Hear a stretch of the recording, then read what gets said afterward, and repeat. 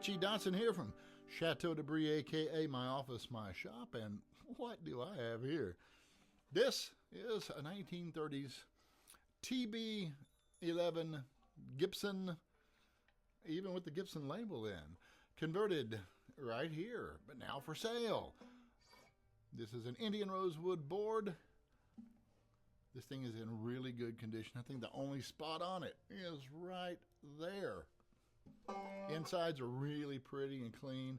The neck is fantastic, and it doesn't have a tone ring. It is wide open. This is a very nice, dry sounding, great banjo with lots of power. You'll wonder why you would ever need a tone ring with this banjo. Go visit us at banjomart.com to see the photographs and the description and the price, and we'll see you there. Thank you for watching. If you like these videos, whether you're shopping or not, you're just dropping in to say howdy, come on, say howdy. Give us a note, give us a thumbs up, a like, subscribe, hit all the things, whatever. Thank you for watching. We really appreciate it, and we'll see you at banjomart.com. Thanks again.